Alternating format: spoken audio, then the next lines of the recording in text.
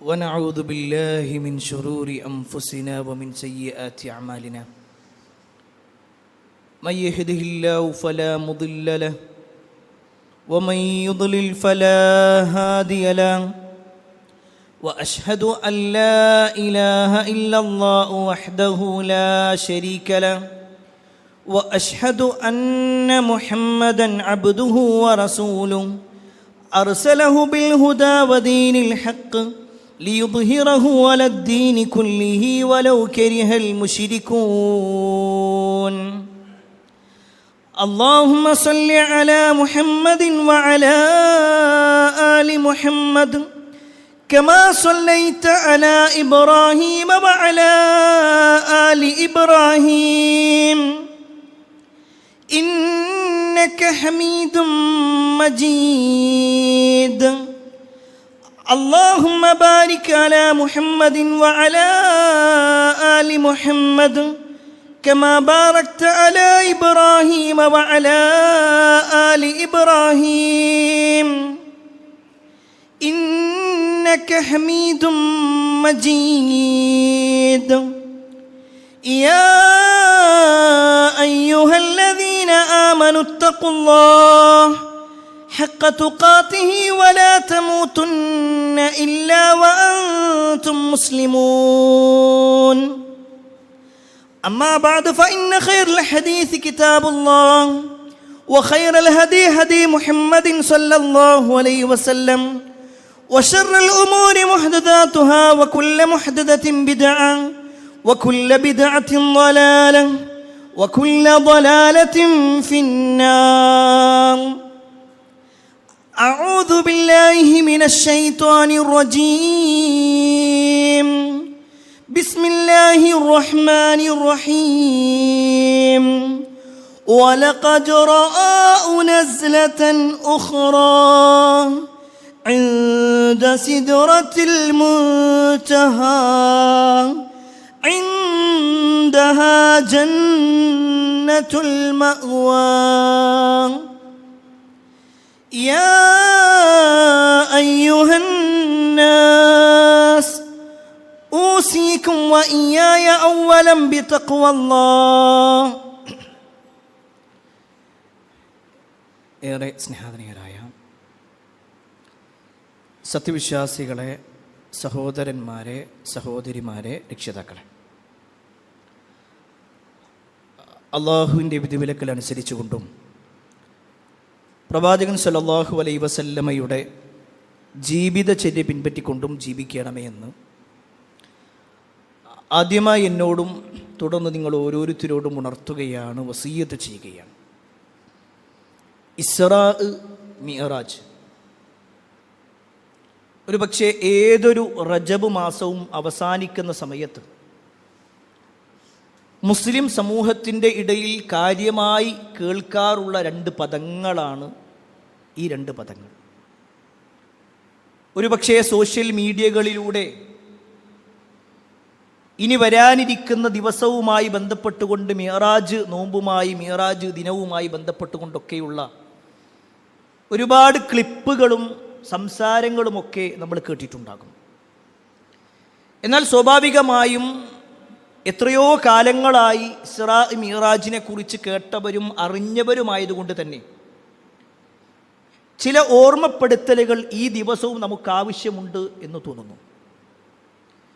ആദ്യമായി നമ്മൾ മനസ്സിലാക്കേണ്ടത് റജബ് മാസത്തിലാണ് ഇസ്റാഉം മിഅ്റാജും നടന്നത് എന്ന് ഗണ്യതമായി നമുക്ക് പറയാൻ കഴിയുകയില്ല.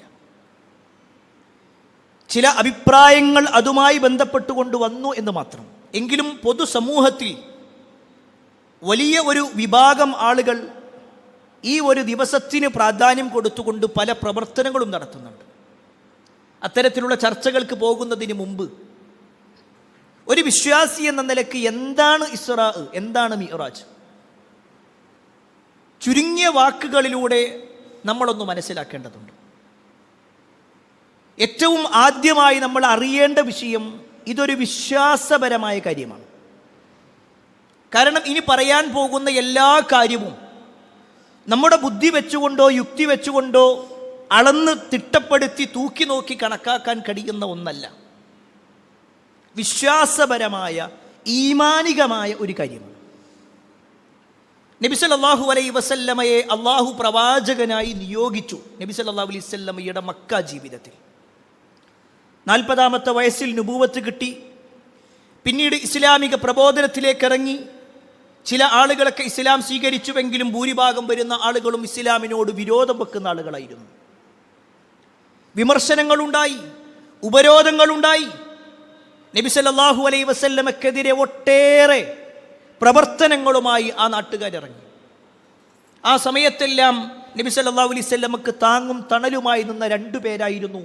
ഒന്ന് മഹദിയായ ഖദീജ ബിൻത് ഖുവൈലിദ് റളിയല്ലാഹു അൻഹയും മറ്റൊന്ന് പ്രവാചകന്റെ പിതൃവനായ അബൂ ത്വാലിബും. എന്നാൽ ഈ 2 പേരുടെയും മരണം നബി സല്ലല്ലാഹു അലൈഹി വസല്ലമക്ക് നുബൂവത്ത് കിട്ടി 10-ാമത്തെ വർഷം, നബിയായി 10-ാമത്തെ വർഷത്തിൽ അത് സംഭവിക്കുകയാണ്. ആമുൽ ഹുസ്ൻ, ദുഃഖത്തിന്റെ വർഷം എന്നാണ് ആ വർഷത്തിന്റെ പേര്. നബി സല്ലല്ലാഹു അലൈഹി വസല്ലമക്ക് താങ്ങും തണലുമായ 2 പേരുടെയും വിയോഗം. പിന്നീട് പ്രവാചകൻ സല്ലല്ലാഹു അലൈഹി വസല്ലമയാകട്ടെ തനിക്കൊരു സുരക്ഷ നൽകാനും സഹായം നൽകാനുമായി തൻ്റെ കുടുംബക്കാരായ ത്വായിഫുകാരായ ആളുകളുടെ അടുക്കലേക്ക് പോയി. നബി സല്ലല്ലാഹു അലൈഹി വസല്ലമയെ ഇരുകൈയും നീട്ടി സ്വീകരിക്കുമെന്ന് പ്രതീക്ഷിച്ച പ്രവാചകൻ അവിടേക്ക് എത്തിയപ്പോൾ കണ്ടത് അവിടെയുള്ള തെണ്ടിപ്പിള്ളേരെ വെച്ചുകൊണ്ട് നബി സല്ലല്ലാഹു അലൈഹി വസല്ലമയെ ആട്ടിയോടിക്കുന്ന അവസ്ഥയാണ്. പിന്നീട് നാട്ടിലേക്ക് വരുമ്പോൾ അവരാകട്ടെ മക്കയുടെ പരിധിയിൽ, മക്കയുടെ അതിർത്തിയിലായിക്കൊണ്ട് അവർ നിന്നു. എന്നിട്ട് അവർ പറഞ്ഞു, മുഹമ്മദ് നിനക്ക് ഇവിടെ കയറാൻ കഴിയൂല, നിന്നെ ഒരിക്കലും ഞങ്ങൾ ഈ മക്കയിലേക്ക് പ്രവേശിപ്പിക്കുകയില്ല. എല്ലാ അർത്ഥത്തിലും നബി സല്ലല്ലാഹു അലൈഹി വസല്ലം ഒറ്റപ്പെട്ടു പോയ, പ്രവാചകൻ സല്ലല്ലാഹു അലൈഹി വസല്ലം ഏകനായി പോയ, നബി സല്ലല്ലാഹു അലൈഹി വസല്ലം അങ്ങേയറ്റം പരീക്ഷിക്കപ്പെട്ടു പോയ ആ ഒരു സമയത്ത് ഒരു സമാധാനമെന്നോണം, ഒരു സന്തോഷമെന്നോണം അള്ളാഹുവിലേക്ക് അള്ളാഹു ഉയർത്തിയ ഏറെ അത്ഭുതകരമായ സംഭവമാണ് ഇസ്റാഉം മിഅ്റാജും. ജനങ്ങളെല്ലാം പ്രവാചകനെ തള്ളിക്കളഞ്ഞപ്പെടും. പ്രവാചകരെ നിങ്ങളെ ഞാൻ ഒരിക്കലും തള്ളിക്കളയുകയില്ല, ഞാൻ നിങ്ങളെ ചേർത്തു പിടിക്കുമെന്ന് പറഞ്ഞുകൊണ്ട് അള്ളാഹുവിലേക്ക് ഉയർത്തിയ സംഭവം. നബി സല്ലല്ലാഹു അലൈഹി വസല്ലമക്ക് ആ യാത്രയിൽ ഒട്ടേറെ സമ്മാനങ്ങൾ കൊടുത്ത സംഭവം. അതാണ് ശരിക്ക് ഒരു വിശ്വാസിയെ സംബന്ധിച്ചിടത്തോളം ഇസ്റാ മിഅ്റാജ് യാത്രയിലൂടെ മനസ്സിലാക്കേണ്ടത്. ഇസ്റാ വേറെയാണ്, മിഅ്റാജ് വേറെയാണ്. നബി സല്ലല്ലാഹു അലൈഹി വസല്ലമയെ മസ്ജിദുൽ ഹറമിന്റെ പരിസരത്ത് നിന്ന്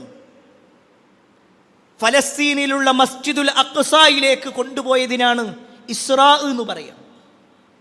അവിടെ നിന്ന് പിന്നീട് ഒരു മിഅ്റാജ്, ഒരു കയറി പോകാനുള്ള ഒരു ഏണി കൊണ്ടുവരികയും അതിൽ കയറി പ്രവാചകൻ സല്ലല്ലാഹു അലൈഹി വസല്ലം 7 ആകാശങ്ങളിലേക്കും അതിനപ്പുറത്തേക്കും യാത്ര പോയി. അതിനാണ് മിഅ്റാജ് എന്ന് പറയുന്നത്.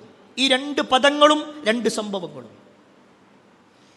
ഈ 2 കുറിച്ചും വിശുദ്ധ ഖുർആനിൽ കൃത്യമായി വിശദീകരിച്ചിട്ടുണ്ട്. ഇസ്റാഉമായി ബന്ധപ്പെട്ടുകൊണ്ട് വിശുദ്ധ ഖുർആനിൽ 17-ാമത്തെ സൂറത്തിന്റെ പേര് തന്നെ സൂറത്തു ഇസ്റാ എന്ന. അതിന്റെ തുടക്കം പറയുന്നത് സുബ്ഹാനല്ലദീ അസ്റാ ബിഅബ്ദിഹി ലൈലൻ മിനൽ മസ്ജിദിൽ ഹറാം ഇലൽ മസ്ജിദിൽ അഖ്സല്ലദീ ബാറക്നാ ഹൗലഹു ലിനുരിയഹു മിൻ ആയാതിനാ ഇന്നഹു ഹുവസ് സമീഉൽ ബസീർ.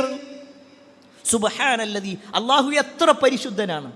എങ്ങനെയുള്ള അല്ലാഹു? അസ്റാ ബിഅബ്ദിഹി ലൈലൻ മിനൽ മസ്ജിദിൽ ഹറാം, മസ്ജിദുൽ ഹറമിൽ നിന്ന് രാത്രിയിൽ തൻ്റെ അടിമയെ രാപ്രയാണം ചെയ്യിപ്പിച്ചവൻ. ഇലൽ മസ്ജിദിൽ അഖ്സ, മസ്ജിദുൽ അഖ്സയിലേക്ക് കൊണ്ടുപോയി. ഈ ഒരു സംഭവമാണ് പ്രിയപ്പെട്ടവരെ ഇസ്റാ എന്ന് പറയുന്നതെങ്കിൽ അത് വ്യക്തമായി വിശുദ്ധ ഖുർആനിൽ പരാമർശിച്ചിട്ടുണ്ട്. ഇനിയോ മിഅ്റാജുമായി ബന്ധപ്പെട്ടുകൊണ്ടും ഖുർആനിൽ പരാമർശങ്ങളുണ്ട്. വിശുദ്ധ ഖുർആനിലെ സൂറത്തു നജ്മിലെ 13-ാമത്തെ ആയത്ത് മുതൽ നമ്മൾ നോക്കിക്കഴിഞ്ഞാൽ അതും നമുക്ക് കാണാൻ കഴിയും. ഖുതുബയുടെ തുടക്കത്തിൽ ഓതി വെച്ച ആയത്തും അതാണ്.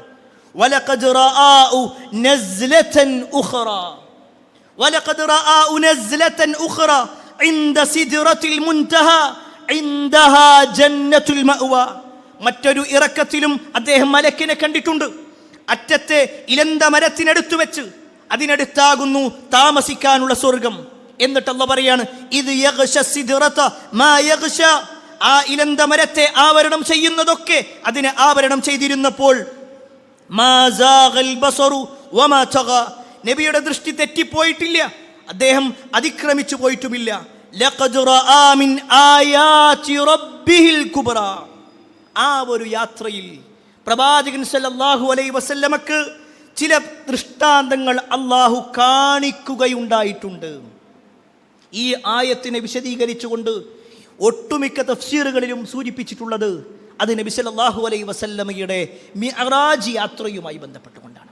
പ്രിയപ്പെട്ടവരെ, ഈ ആയത്തിൽ ഇപ്പൊ ഓതി വെച്ച ഈ ആയത്തിന്റെ അവസാനത്തിൽ അള്ളാഹു പറയുന്ന വാചകമാണ് ലഖദ് റആ മിൻ ആയാതി റബ്ബിഹിൽ കുബ്ര. അള്ളാഹുവിൻ്റെ അതിമഹത്തായ ദൃഷ്ടാന്തങ്ങൾ ആ ഒരു യാത്രയിൽ പ്രവാചകൻ സല്ലല്ലാഹു അലൈഹി വസല്ലമക്ക് കാണിക്കപ്പെടുകയുണ്ടായിട്ടുണ്ട്.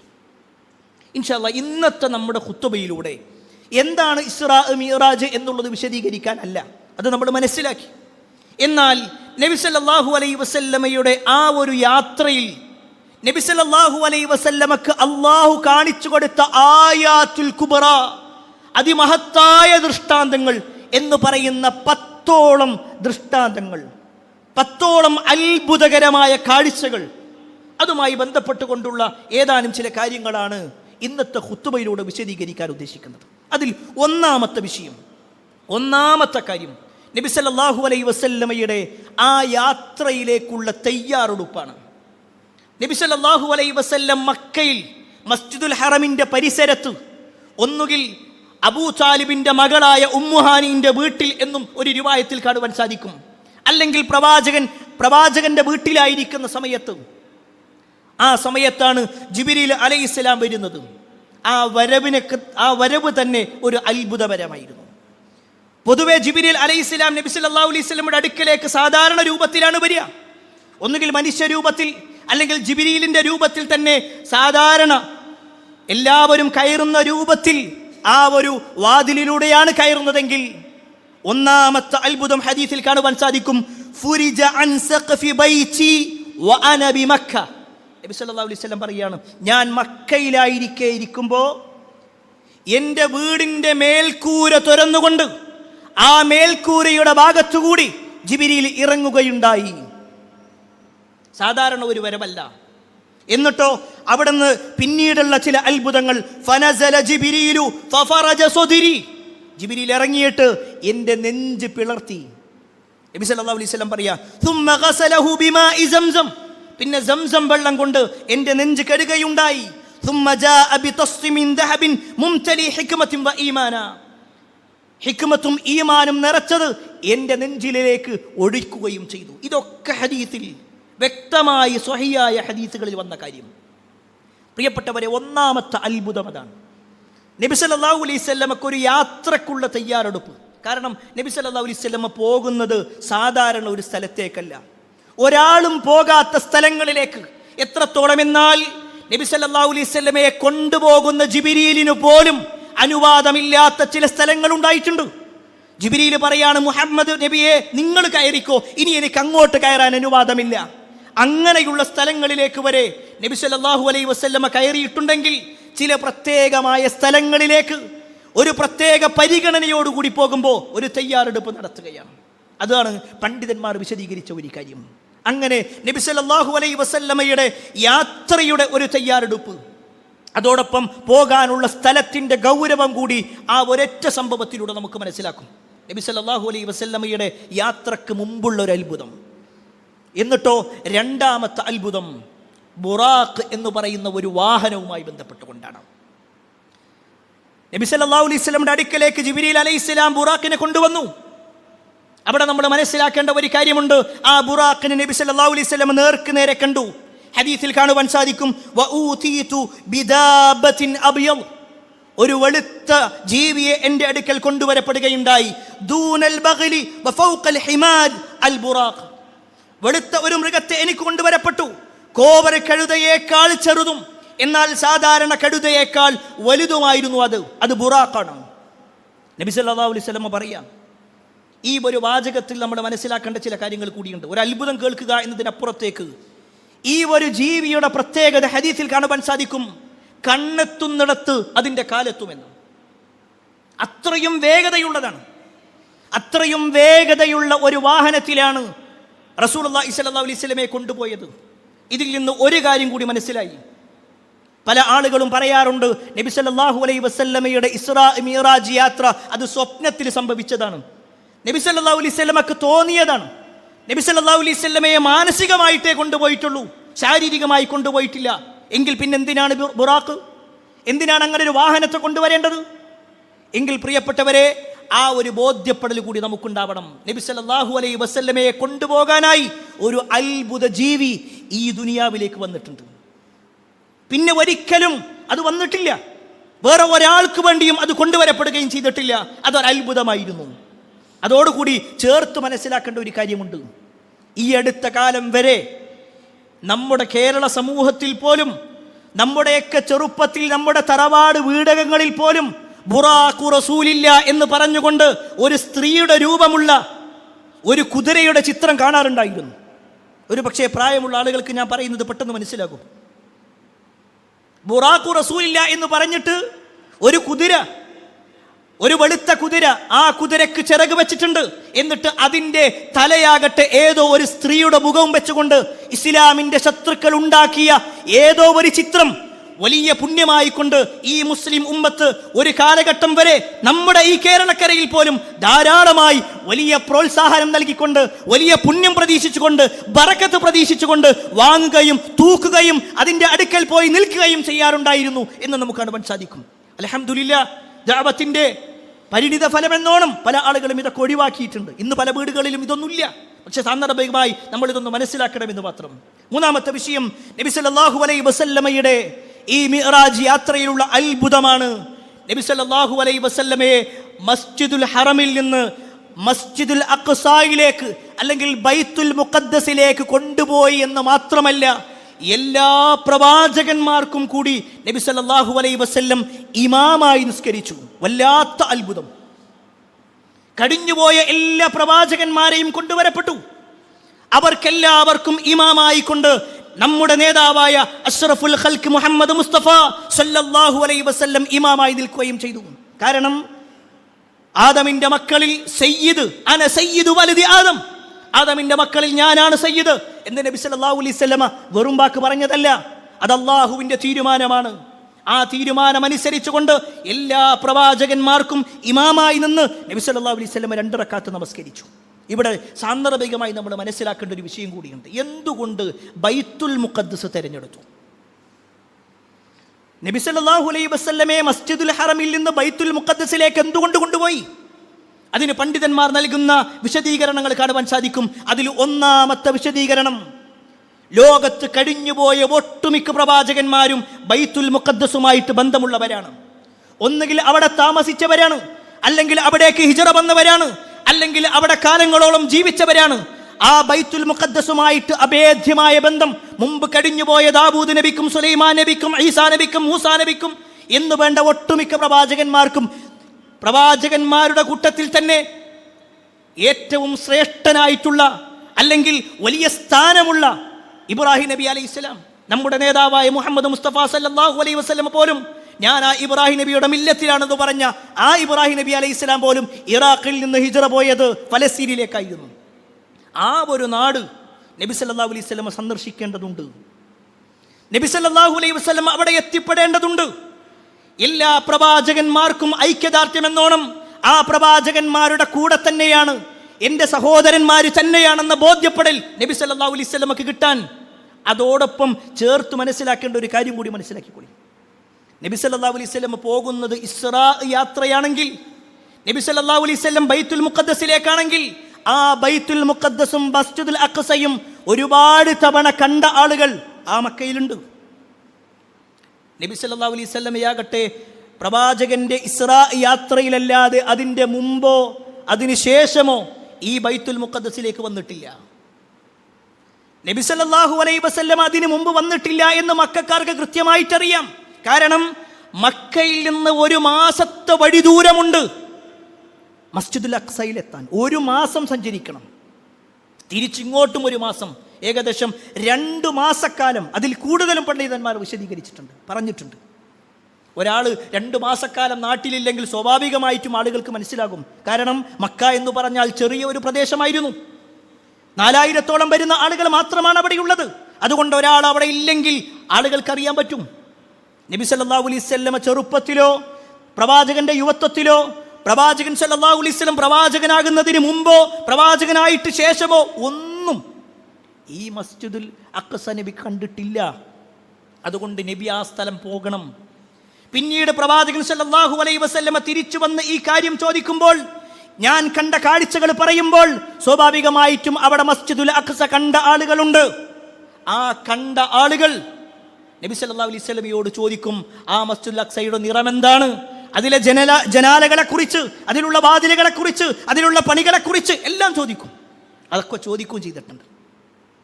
ഹദീസിൽ കാണുവാൻ സാധിക്കും, പ്രവാചകന്റെ യാത്ര കഴിഞ്ഞു വന്നിട്ട് ഈ ഒരു കാര്യത്തെ വിമർശിച്ചുകൊണ്ട് ആളുകൾ ഇറങ്ങി. നബിയെ മുന്നിലിരുത്തിക്കൊണ്ട് അവർ പലരും വട്ടമളഞ്ഞു. എന്നിട്ട് ചോദിച്ചു, മുഹമ്മദ്, നീ കണ്ട കാഴ്ച എന്താണ്? ഹദീസിൽ കാണുവാൻ സാധിക്കും, നബി സല്ലല്ലാഹു അലൈഹി വസല്ലം വല്ലാതെ ബേജാറായ ഒരു സമയമായിരുന്നു. കാരണം അവരിങ്ങനെ ഒന്നിനു പിറകെ ഒന്നായി ചോദിച്ചു കൊണ്ടിരിക്കുന്നു. പ്രവാചകൻ സല്ലല്ലാഹു അലൈഹി വസല്ലമയാകട്ടെ ഒരൊറ്റ തവണയാണ് കണ്ടിട്ടുള്ളത്. ഒറ്റ തവണ. നമ്മൾ എത്രയോ തവണ ഈ പള്ളിയിൽ വന്നിട്ടുണ്ട്. ഇവിടെയുള്ള ഏത് കാര്യം ചോദിച്ചു കഴിഞ്ഞാലും നമുക്ക് പറയാൻ കഴിയൂ. എന്നാൽ ഒരൊറ്റ തവണ വന്ന ആ പള്ളിയുമായി ബന്ധപ്പെട്ടുകൊണ്ട് ഓരോ ചോദ്യവും ചോദിച്ചു. ഹദീസിൽ കാണുവാൻ സാധിക്കും, അവർ ചോദിക്കുന്ന ഓരോ ചോദ്യത്തിനും പ്രവാചകൻ സല്ലല്ലാഹു അലൈഹി വസല്ലമയുടെ മുന്നിൽ ഇങ്ങനെ അത് കാണുന്ന രൂപത്തിൽ പ്രവാചകൻ ഇങ്ങനെ എണ്ണി എണ്ണി പറഞ്ഞു കൊടുത്തു. എത്രത്തോളം എന്നാൽ മക്കയിൽ നിന്ന് ആ സമയത്ത് പോയിരുന്ന ഒരു കച്ചവട സംഘം, മസ്ജിദുൽ അഖ്സയിലേക്ക് പോയ കച്ചവട സംഘം ഉണ്ടായിരുന്നു. ആ കച്ചവട സംഘം എന്ന് തിരിച്ചു വരുമെന്നും ഏത് സമയത്തെത്തുമെന്ന് വരെ നബി സല്ലല്ലാഹു അലൈഹി വസല്ലം പറഞ്ഞു. ഇതൊക്കെ പറയുമ്പോൾ നബി സല്ലല്ലാഹു അലൈഹി വസല്ലമയുടെ മനസ്സിൽ വല്ലാത്തൊരു പ്രതീക്ഷ ഉണ്ടായിരുന്നു. നമ്മളൊന്ന് മനസ്സിലാക്കിക്കോളിയും പ്രിയപ്പെട്ടവരെ. ഒരാൾ തെളിവ് എത്ര കിട്ടിയിട്ട് കാര്യമില്ല, ഹിദായത്ത് പടച്ചോൻ്റെ കയ്യിലാണെന്നുള്ള വലിയ ഒരു യാഥാർത്ഥ്യം കൂടി മനസ്സിലാക്കി. നബി സല്ലല്ലാഹു അലൈഹി വസല്ലമയോട് അവർ ഈ ചോദ്യങ്ങളൊക്കെ ചോദിക്കുമ്പോൾ നബി സല്ലല്ലാഹു അലൈഹി വസല്ലം അതിന് കൃത്യമായി കണിശമായ മറുപടി പറഞ്ഞുകൊണ്ടേയിരുന്നു. റസൂലുള്ളാഹി സ്വല്ലല്ലാഹു അലൈഹി വസല്ലമയുടെ മനസ്സെന്താണെന്നറിയോ?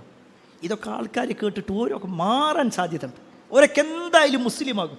കാരണം അങ്ങനത്തെ ചോദ്യങ്ങളെ ചോദിക്കണേ, കൃത്യമായിട്ട് ഞാൻ മറുപടി പറയുന്നുണ്ട്.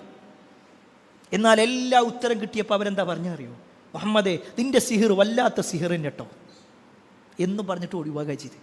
അവിടെയാണ് മനസ്സിലാക്കേണ്ടത് പ്രിയപ്പെട്ടവരെ. കണ്ടു എന്നുള്ളത് കൊണ്ട്, ആയത്ത് കണ്ടതുകൊണ്ടോ ഹദീസ് കണ്ടതുകൊണ്ടോ ആളുകൾ മാറണമെന്നില്ല. അള്ളാന്റെ അങ്ങേയറ്റത്തെ തൗഫീഖ് ഉണ്ടാവണം, ഹിദായത്ത് ഉണ്ടാവണം. അത് പടച്ചോൻ്റെ അടുത്ത് നിന്ന് കിട്ടണതാണ്. അവരൊക്കെ തിരിഞ്ഞു പോകല്ലേ ചെയ്തേ. ഈ ചരിത്രത്തിൽ നമുക്ക് ചില ഗുണപാഠങ്ങൾ കൂടി ഉണ്ടെന്നുള്ളത് മനസ്സിലാക്കിക്കൂടി.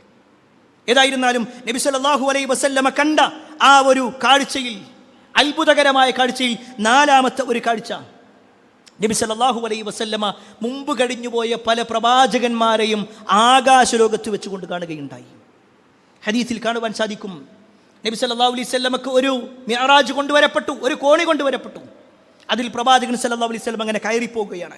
ഫലമ്മാ ജിഇതു ഇല സമാഇ ദുനിയ, നബി ഒന്നാമത്തെ ആകാശത്തിലേക്ക് കയറിയപ്പോൾ ഖാല ജിബ്രീലു ലിഖാസിനി സമാ, ആ ഒന്നാമത്തെ ആകാശത്തിന്റെ കാവൽക്കാരനോട് ജിബ്രീൽ അലൈഹിസ്സലാം പറഞ്ഞു, ഇഫ്തഹ്,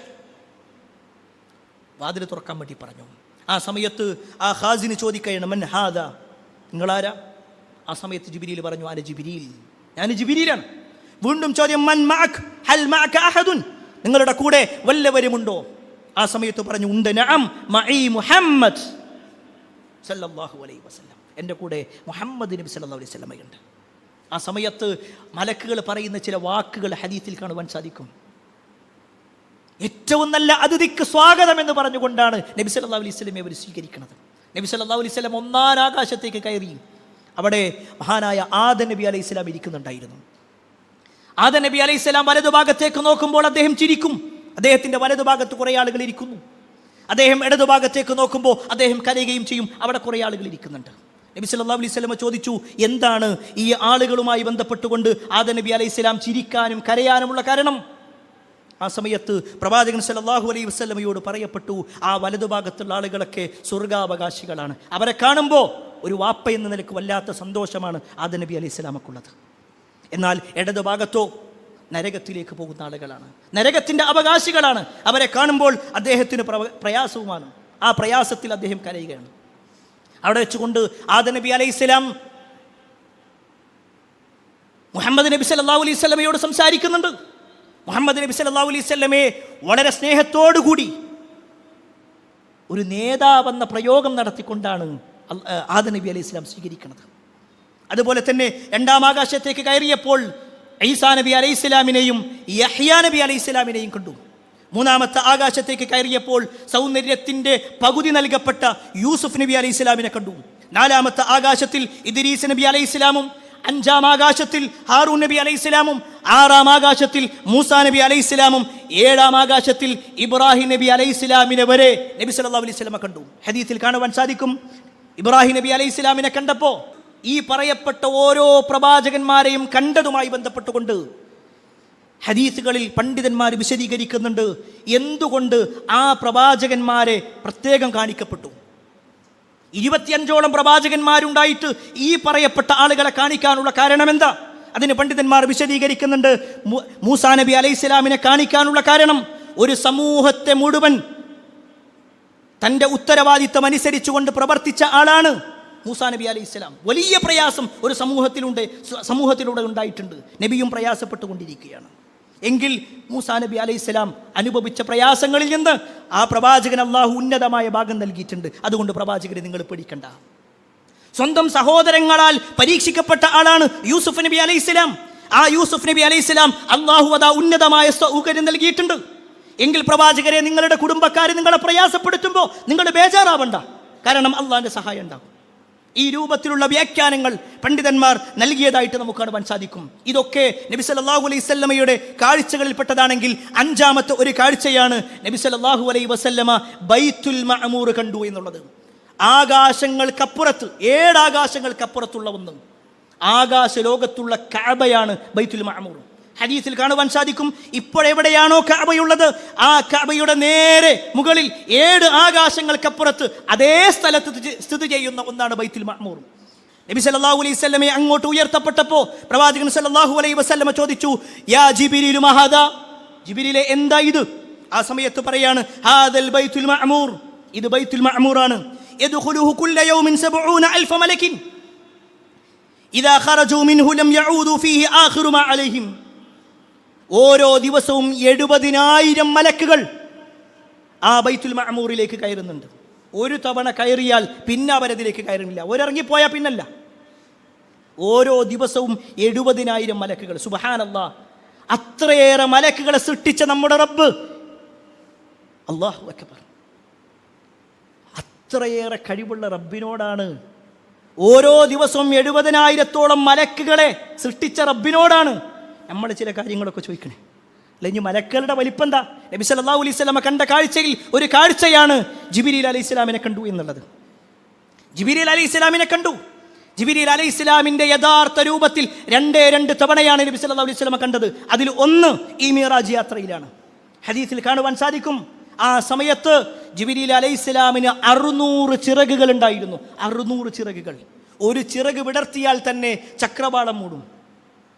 അങ്ങനെയുള്ള 600 ചിറകുകൾ. ആ ജിബ്രീലിനെയും മലക്കുകളെയും ഒക്കെ സൃഷ്ടിച്ച റബ്ബിനോടാണ് പ്രിയപ്പെട്ടവരെ നമ്മളെ പ്രശ്നം പറയുന്നത്. നമ്മുടെ ജോലിൻ്റെ കാര്യം, നമ്മുടെ വീടിൻ്റെ കാര്യം, നമ്മുടെ മക്കളുടെ കാര്യം, നമ്മുടെ കടത്തിൻ്റെ വിഷയം, നമ്മുടെ പ്രയാസങ്ങൾ, ബുദ്ധിമുട്ടുകൾ, അത് പരിഹരിക്കാൻ കഴിയൂലേ നമ്മുടെ റബ്ബിന്? പിന്നെ എന്തിനാ നമുക്ക് ബേജാറ്? ഒരു വിശ്വാസി എന്ന നിലക്ക് നമുക്ക് എന്തിനാ ബേജാറ്? ഈ 70,000 മലക്കുകളെ ദിവസേന സൃഷ്ടിക്കുന്ന റബ്ബിന് അതിലേറെ എത്രയോ സൃഷ്ടികളെ ഓരോ ദിവസവും അള്ളാഹു സൃഷ്ടിച്ചുകൊണ്ടിരിക്കുന്നു. ഒരു ബേജാറും ഒരു വിശ്വാസിക്ക് വേണ്ട. കാരണം അത്രയേറെ കഴിവുള്ളവനാണ്, ഖദീറാണ്, എല്ലാത്തിനും കഴിയുന്ന ഖാദിറാണ് അള്ളാഹു സുബ്ഹാനഹു തആല എന്നുകൂടി നമ്മൾ മനസ്സിലാക്കണം. അതുപോലെ തന്നെ 7ാമത്തെ വിഷയം, അവിടെ നിന്നും സിദ്റത്തുൽ മുൻതഹയിലേക്ക് നബി സല്ലല്ലാഹു അലൈഹി വസല്ലം ഉയർത്തപ്പെട്ടു എന്നുള്ളതാണ്. ഹദീസിൽ കാണുവാൻ സാധിക്കും, സുമ്മ ഇൻതലഖ ബി ഹത്താ ഇൻതഹ ബി ഇലാ സിദ്റത്തുൽ മുൻതഹ. സിദ്റത്തുൽ മുൻതഹയുടെ ഭാഗത്തേക്ക്, അങ്ങേയറ്റത്തെ ഇലന്ത മരത്തിന്റെ ഭാഗത്തേക്ക് എന്നെ കൊണ്ടുവരപ്പെട്ടു. വഗശിയഹാ അൽവാനുൻ ലാ അദ്രി മാ ഹിയ. നബി സല്ലല്ലാഹു അലൈഹി വസല്ലം പറയാണ്, അതിലൊരുപാട് നിറങ്ങളുണ്ട്, പക്ഷെ എന്താന്നുള്ളത് എനിക്കറിയില്ല. ഇലന്തമരം, ആ വാചകമാണ് സിദ്റത്തുൽ മുൻതഹ എന്നതിന് അർത്ഥം വെക്കാറുള്ളത്. നമ്മുടെ നാട്ടിൽ കാണുന്ന ഒരു മരമോ അല്ല. അത് കണ്ട പ്രവാചകൻ സല്ലല്ലാഹു അലൈഹി വസല്ലമക്ക് പോലും അത് വിശദീകരിക്കാൻ കഴിഞ്ഞിട്ടില്ല. അത്രയേറെ അത്ഭുതകരമായ ഒരു മരമാണ് സിദ്റത്തുൽ മുൻതഹ എന്ന് പറയുന്നത്. അതുമായി ബന്ധപ്പെട്ടുകൊണ്ട് നബി സല്ലല്ലാഹു അലൈഹി വസല്ലം പറഞ്ഞ 1-2 കാര്യങ്ങൾ മാത്രം ഓർമ്മപ്പെടുത്താം. ഒന്ന്, അതിൽ ഒട്ടേറെ അൽവാനുൻ, നിറങ്ങളുണ്ട്. ഒട്ടേറെ നിറങ്ങളുണ്ടായിരുന്നു അതിന്. അതുപോലെ തന്നെ അതിൻ്റെ ഫലങ്ങൾ എന്ന് പറഞ്ഞാൽ വലിയ വലിയ മൺഭരണികളെ പോലെയാണ്. അതിലെ ഇലകളാവട്ടെ ആനയുടെ ചെവി പോലെയാണ്. ഇത്രയേ നബി സല്ലല്ലാഹു അലൈഹി വസല്ലം അതിനെക്കുറിച്ച് പറഞ്ഞിട്ടുള്ളൂ. പക്ഷേ അതൊരു അത്ഭുതകരമായ മരം തന്നെയാണ് എന്ന് നബി സല്ലല്ലാഹു അലൈഹി വസല്ലം പറഞ്ഞു. വിശ്വാസികളായ ആളുകൾക്ക് കാണാൻ കഴിയുന്ന ചില അത്ഭുതങ്ങൾ അള്ളാഹു അതിനുള്ള തൗഫീക്ക് നമുക്കെല്ലാം നൽകുമാറാവട്ടെ. അതുപോലെ തന്നെ പ്രിയപ്പെട്ടവരെ, 8ാമത്തെ ഒരു വിഷയം, റസൂലുള്ളാഹി സ്വല്ലല്ലാഹു അലൈഹി വസല്ലമക്ക് ആ ഒരു യാത്രയിലാണ് നമസ്കാരം നിർബന്ധമാക്കപ്പെട്ടത്. നമുക്കെല്ലാവർക്കും അറിയാം, നബി സല്ലല്ലാഹു അലൈഹി വസല്ലമയെ ഉയർത്തപ്പെടുന്നതിന് മുൻപ് വരെ നമസ്കാരം നിർബന്ധമല്ലായിരുന്നു. പക്ഷേ ആ ഒരു യാത്രയിൽ ഹദീസിൽ കാണുവാൻ സാധിക്കും, ഫഫറദല്ലാഹു അലാ ഉമ്മത്തി 50 സ്വലാത്ത്. ആ ഒരു യാത്രയിൽ അല്ലാഹു സുബ്ഹാനഹു വതആല 50 വക്ത് നമസ്കാരമാണ് നിർബന്ധാക്കിയത്. 50 വക്ത്. അതുമായിട്ട് നബി സല്ലല്ലാഹു അലൈഹി വസല്ലം വരിക. അപ്പോഴാണ് മൂസാ നബി അലൈഹി സ്വലാമിനെ കാണുന്നത്. മൂസാ നബി അലൈഹി സ്വലാം ചോദിച്ചു, എന്താണ് റബ്ബ് തന്നത്? എന്താ അള്ളാഹു എന്ത് സമ്മാനാണ് തന്നത്? ആ സമയത്ത് പറഞ്ഞു, 50 വക്ത് നിസ്കാരം തന്നിട്ടുണ്ട്. ഒരു ഉമ്മത്തിനെ നയിച്ച് പരിചയമുള്ള മൂസാ നബി അലൈഹി സ്വലാം പറഞ്ഞു, മുഹമ്മദ് കഴിയൂല, നിന്റെ ഖൗമിന് കഴിയൂല, അത് കുറച്ചു തരാൻ പറയും. ഹദീസിൽ കാണുവാൻ സാധിക്കും, നബി സല്ലല്ലാഹു അലൈഹി വസല്ലം വീണ്ടും ഉയർന്നു, വീണ്ടും അത് കുറച്ചു, വീണ്ടും തിരിച്ചു വന്നു, അപ്പോഴും പറഞ്ഞു കഴിയൂല. അങ്ങനെ വീണ്ടും പോയി, വീണ്ടും വന്നു, വീണ്ടും പോയി, അവസാനം 5 അപ്പോഴും മൂസാ നബി അലൈഹി സ്വലാം പറഞ്ഞു, അതും കഴിയൂല, അതും കഴിയൂല. ആ സമയത്ത് റസൂലുള്ളാഹി സ്വല്ലല്ലാഹു അലൈഹി വസല്ലം പറയാണ്, ഇസ്തഹ്യയ്തു മിൻ റബ്ബി, ഇനിയും എൻ്റെ റബ്ബിൻ്റെ അടുത്ത് പോയിട്ട് പറയാന്നുള്ളതിൽ എനിക്കൊരു ലജ്ജ തോന്നുന്നുണ്ട്, ഞാനിത് തൃപ്തിപ്പെടാം. നബി സല്ലല്ലാഹു അലൈഹി വസല്ലം അവിടുന്ന് ഇങ്ങനെ വിട്ടുകിടക്കുമ്പോഴാണ് ഒരു അശരീരി വരുന്നത്. എൻ്റെ ഉമ്മത്തിനിതാ നിർബന്ധമാക്കപ്പെട്ടിട്ടുണ്ട്, 5 വക്ത് നിസ്കാരം നിർബന്ധമാക്കപ്പെട്ടിട്ടുണ്ട്. പക്ഷേ അത് 50ന്റെ മേനിയാണ്. 5 വക്ത് നിസ്കരിച്ചോ 50 വക്ത് നിസ്കരിച്ചതിൻ്റെ പ്രതിഫലം കിട്ടും. പ്രിയപ്പെട്ടവരെ, മൂസാ നബി അലൈഹി സ്വലാം പേടിച്ച ആ ഒരു പേടി സത്യത്തിൽ നമ്മുടെ ജീവിതത്തിൽ ഉണ്ടല്ലോ. നമ്മളൊന്ന് ആലോചിച്ച് നോക്കിക്കാണെ, 50 വക്തായിരുന്നുവെങ്കിൽ ഈ ഒരു ഖുതുബക്കിടയിൽ തന്നെ എത്ര തവണ നമ്മൾ നിസ്കരിക്കേണ്ടി വരുമായിരുന്നു. അല്ലാഹു സുബ്ഹാനഹു വതആല നമുക്കത് ലഘൂകരിച്ചു തന്നു. വെറും 5 വക്ത് നിസ്കാരം, എല്ലാം കൂടി നോക്കിക്കഴിഞ്ഞാൽ 35 മിനിറ്റോ 40 മിനിറ്റോ വേണ്ടി വരുള്ളൂ. ഒരു 24 മണിക്കൂറിൽ നമ്മുടെ നിസ്കാരത്തിന് മാറ്റിയേക്കാണെങ്കിൽ വേണ്ട 1 മണിക്കൂർ മാറ്റി വെച്ചോളി, അത് വദു എടുക്കലും എല്ലാം കൂടി കൂട്ടിയിട്ട്.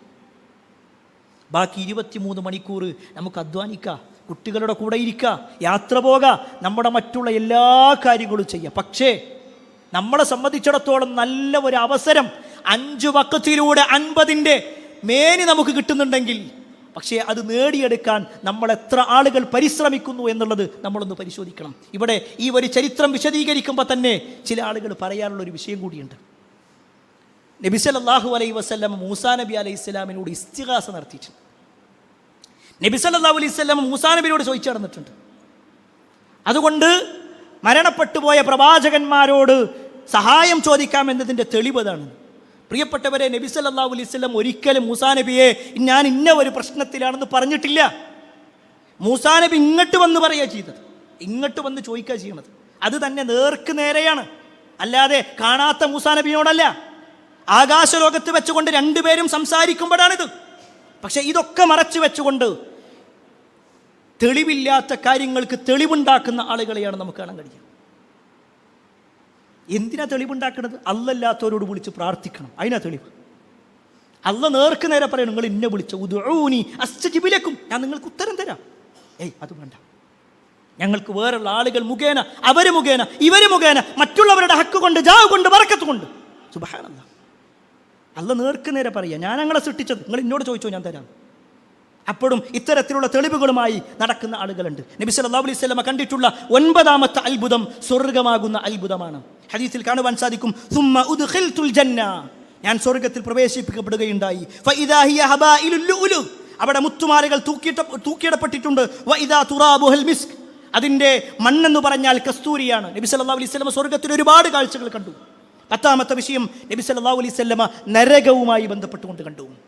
അതിൽ എടുത്തു പറഞ്ഞ ഒരു കാര്യം ഹദീസിൽ കാണുവാൻ സാധിക്കും, ലമ്മാ ഉർജ ബി മറർതു ബി ഖൗമിൻ, നബി സല്ലല്ലാഹു അലൈഹി വസല്ലമയുടെ മിറാജ് യാത്രയിൽ നബി സല്ലല്ലാഹു അലൈഹി വസല്ലം ഒരു ഖൗമിന്റെ അടുത്ത് കൂടി പോയി.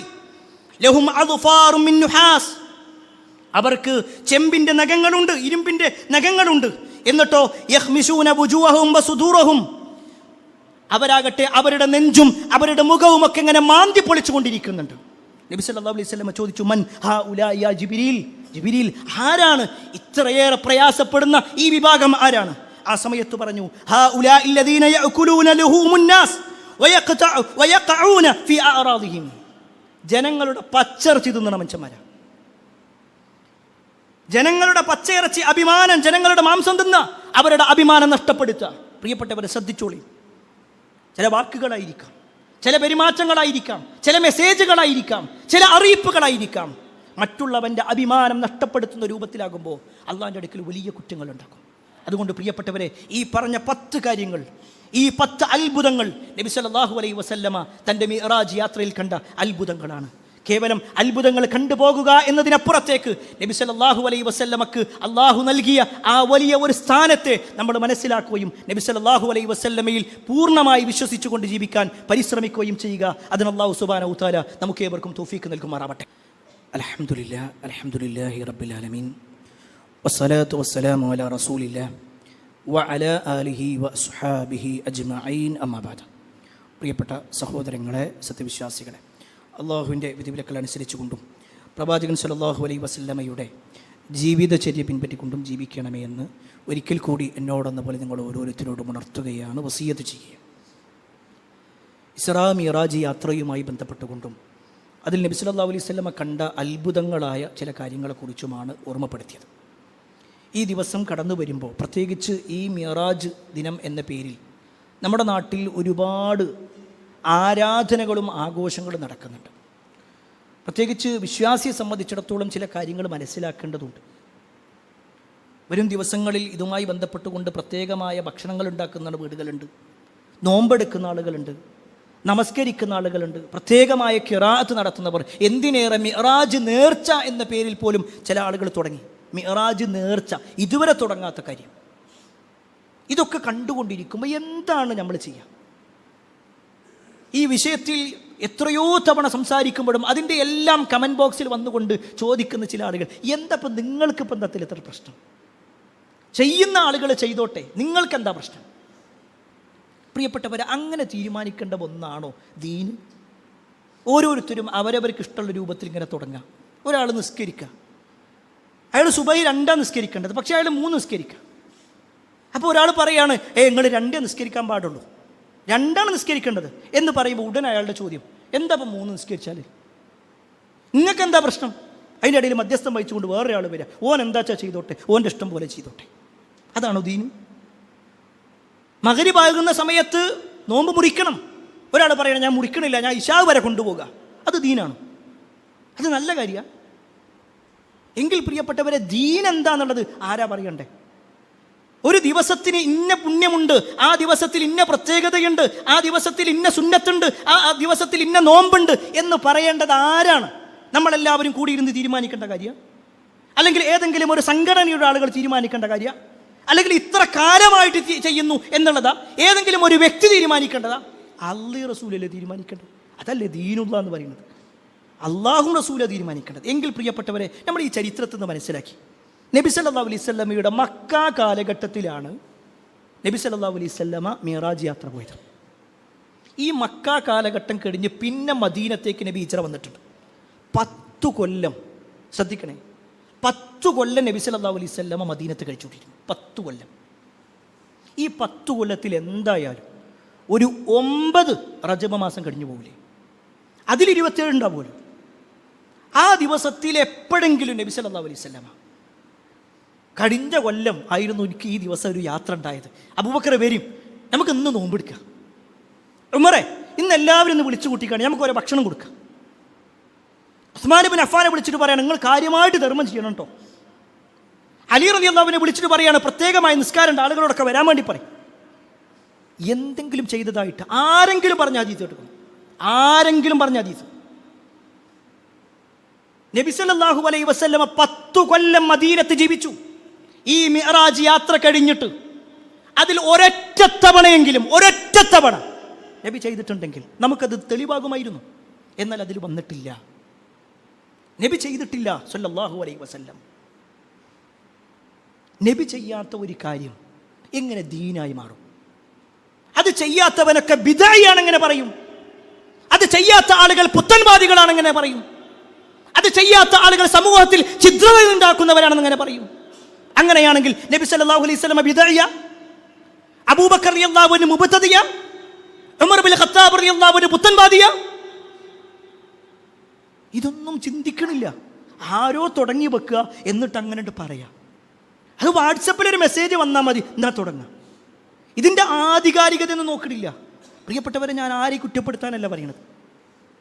കഴിഞ്ഞ ദിവസങ്ങളിൽ പോലും പലരും ഇത്തരത്തിലുള്ള വീഡിയോസിൻ്റെ താഴെ വന്ന് കമൻ്റ് ഇടുന്ന വിഷയം, കഴിഞ്ഞ റജബിൽ ഇതേപോലെ ഒരു ഖുതുബ നടത്തിയപ്പോൾ ഈ വിഷയവുമായി ബന്ധപ്പെട്ടുകൊണ്ട് ഈയുള്ളവർ തന്നെ സംസാരിച്ചിരുന്നു. അതിൻ്റെ താഴെയും വന്നിട്ട് എന്നെ ചീത്ത വിളിക്കണം. അതിനപ്പുറത്തേക്ക് നമ്മൾ മനസ്സിലാക്കണം, ദീന് എന്ന് പറഞ്ഞാൽ ആരാണ് തീരുമാനിക്കേണ്ടത്? ഓരോരുത്തരും അവരവരുടെ ഇഷ്ടത്തിനനുസരിച്ച് കൊണ്ട് ചെയ്യാൻ പറ്റുന്നതാണോ? അള്ളാഹുവിൻ്റെ റസൂൽ സല്ലല്ലാഹു അലൈഹി വസല്ലം എന്താ പറഞ്ഞു? മൻ അഹ്ദസ ഫീ അംരിനാ ഹാദാ മാ ലൈസ മിൻഹു ഫഹുവ റദ്ദുൻ. ഈ ദീനിലില്ലാത്ത ഒരു കാര്യം ഒരാൾ കൊണ്ടുവരിക, ദീനിലില്ലാത്ത ഒരു കാര്യം കൊണ്ടുവരിക, ഫഹുവ റദ്ദുൻ, അത് തള്ളപ്പെടേണ്ടതാണ്. അതിന് എത്ര പുണ്യമുണ്ടെന്ന് പറഞ്ഞാലും, അതിന് ഇത്ര വാല്യങ്ങളുള്ള ബുക്കുണ്ടെന്ന് പറഞ്ഞു കഴിഞ്ഞാലും നബി ചെയ്തിട്ടുണ്ടോ സല്ലല്ലാഹു അലൈഹി വസല്ലം? റസൂലുള്ളാഹി അത് ദീനായതുകൊണ്ടാണ്, അത് ദീനായതുകൊണ്ടാണ്. ഇപ്പം മൈക്ക് നബി ഉപയോഗിച്ചിട്ടുള്ളത് ചിലത് ദീനാണെന്ന് ആരും പറയണില്ല. ഇതെല്ലാവർക്കും കിട്ടാനുള്ള ഒരു ഉപാധി മാത്രം. ഒരാൾ വാഹനം ഉപയോഗിക്കുന്നു, ചില ആളുകൾ ചോദിക്കുന്ന ചോദ്യം, അങ്ങനെയാണ് നിങ്ങൾ വാഹനം ഉപയോഗിക്കണില്ല, അത് നബി ഉപയോഗിച്ചിട്ടുണ്ടോ? നബി കാറിൽ വന്നിട്ടുണ്ടോ? നബി സല്ലല്ലാഹു അലൈഹി വസല്ലം ബസ്സിൽ പോയിട്ടുണ്ടോ? അതൊക്കെ ദീനാന്ന് ആരെങ്കിലും പറയുന്നു? എന്നാൽ മിഅ്റാജ് നോമ്പ് അത് ദീനാണെന്നാണ് വിശ്വസിക്കുന്നത്. അതിലെ പ്രത്യേകമായ നിസ്കാരം അത് ദീനാണെന്നാണ് പറയുന്നത്. അത് ചെയ്യാത്തവനൊക്കെ ബിദ്അയാണെന്നാണ് പറയുന്നത്. അതെങ്ങനെ പറയും? അതെങ്ങനെ പറയും? അവിടെയാണ് നമ്മൾ മനസ്സിലാക്കേണ്ടത്. ദീൻ അനുസരിച്ചുകൊണ്ട് ജീവിക്കാൻ ഞാനും നിങ്ങൾ പരിശ്രമിക്കണം. ഒരിക്കലും ഇത് ഒരു ആരാധനയും ഇല്ലാതാക്കാൻ വേണ്ടിയിട്ടല്ല പറയുന്നത്. ഉള്ള ആരാധനകൾ നമ്മൾ ചെയ്യാം, ഇല്ലാത്തതൊന്നും കൊണ്ടുണ്ട്. ഇനി നമ്മുടെ മുന്നിൽ വരുന്നുണ്ട്, ഏതാനും ദിവസം കഴിഞ്ഞാൽ ശഅബാൻ മാസം വരിക. നബി സല്ലല്ലാഹു അലൈഹി വസല്ലം റമദാൻ കഴിഞ്ഞ ഏറ്റവും കൂടുതൽ നോമ്പെടുത്ത ദിവസമാണ് ശഅബാൻ മാസം. പക്ഷെ അതിന് നോമ്പെടുക്കാൻ ആരും ഉണ്ടാവില്ല. ഇല്ലാത്ത നോമ്പുകൾക്ക് വല്ലാത്ത പോലീസിയാണ്. ഉള്ള നോമ്പുകളൊന്നും ചെയ്യാൻ ആരുമില്ല, ഉള്ള നോമ്പുകളില്ല, അത് ചെയ്യാൻ ആരുമില്ല. ശഅബാൻ മാസത്തിൽ നബി സല്ലല്ലാഹു അലൈഹി വസല്ലം ധാരാളം നോമ്പെടുത്തിട്ടുണ്ട്. അത് ചെയ്യാം, എത്ര വേണമെങ്കിലും നിർവഹിക്കാം. അതൊക്കെ വലിയ പുണ്യങ്ങളാണ് എന്നുകൂടി നമ്മൾ മനസ്സിലാക്കുക. അള്ളാഹു യഥാർത്ഥ ദീനനുസരിച്ചുകൊണ്ട് ജീവിക്കുന്ന ആളുകളെ നമ്മെ ഇവരെയും ഉൾപ്പെടുത്തുമാറാവട്ടെ. ഒരുപാട് ആളുകൾ പ്രാർത്ഥന കൊണ്ട് വസിയത്ത് നൽകിയിട്ടുണ്ട്. എല്ലാവരുടെയും പ്രാർത്ഥനകൾ അള്ളാഹു സ്വീകരിക്കുമാറാവട്ടെ. പ്രയാസപ്പെടുന്നവരുടെ പ്രയാസങ്ങൾ അള്ളാഹു നീക്കി കൊടുക്കുമാറാവട്ടെ. നാളെ പരലോകത്ത് നമ്മുടെ നേതാവായ മുഹമ്മദ് മുസ്തഫ സല്ലല്ലാഹു അലൈഹി വസല്ലമയുടെ കൂടെ സ്വർഗ്ഗത്തിലെത്താനുള്ള തൗഫീഖ് അള്ളാഹു നമുക്കെല്ലാം നൽകുമാറാവട്ടെ. അല്ലാഹുമ്മ ഗ്ഫിർ ലിൽ മുഅ്മിനീന വൽ മുഅ്മിനാത്ത് വൽ മുസ്ലിമീന വൽ മുസ്ലിമാത്ത് അൽ അഹ്യാഇ മിൻഹും വൽ അംവാത്ത് ഇന്നക മുജീബു ദഅവാത് യാ ഖാദിൽ ഹജാത്ത്. അല്ലാഹുമ്മ അജിർനാ മിനൻ നാർ, അല്ലാഹുമ്മ അജിർനാ മിനൻ നാർ, അല്ലാഹുമ്മ അജിർനാ മിനൻ നാർ. റബ്ബനാ ആതിനാ ഫിദ് ദുനിയ ഹസന വഫിൽ ആഖിറതി ഹസനതൻ വഖിനാ അദാബൻ നാർ. ആമീൻ ആമീൻ ബിറഹ്മതിക യാ അർഹമർ റഹീമീൻ വൽഹംദുലില്ലാഹി റബ്ബിൽ ആലമീൻ. അറിവിന്റെ ലോകത്തേക്ക് പുതിയ വാതായനങ്ങൾ തുറന്ന് ജമീൽ ഓൺലൈൻ ലൈബ്രറി ആപ്പ് നിങ്ങളിലേക്ക്. വായനയുടെ വിസ്മയ ലോകം ഇനി താങ്കളുടെ മൊബൈൽ ഫോണിൽ ലഭ്യം. ജമീൽ ഓൺലൈൻ ലൈബ്രറി മൊബൈൽ ആപ്ലിക്കേഷനിലെ പ്രത്യേകം തയ്യാറാക്കിയ ഡോക്യുമെന്റ് സെക്ഷൻ താങ്കളുടെ ഒഴിവ് സമയങ്ങളെ ഏറെ വിജ്ഞാനപ്രദമാക്കും. വിവിധ വിഷയങ്ങളിലുള്ള പുസ്തകങ്ങൾ, ലഘുലേഖകൾ, വീഡിയോ തുടങ്ങി വായനയ്ക്ക് മാറ്റുകൂട്ടുന്ന അനേക വിഭവങ്ങളുമായി ജമീൽ ആപ്പ്. വായനയ്ക്ക് പുറമെ ഇഷ്ടാനുസരണം ഡൗൺലോഡ് ചെയ്യാനും മറ്റുള്ളവർക്ക് ഷെയർ ചെയ്യാനും ജമീൽ ആപ്പിൽ പ്രത്യേക സംവിധാനം. വേഗമാകട്ടെ.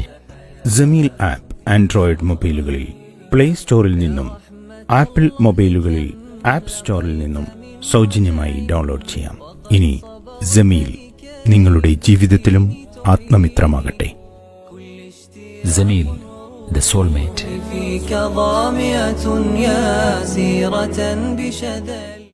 Peace Radio, tune to reality.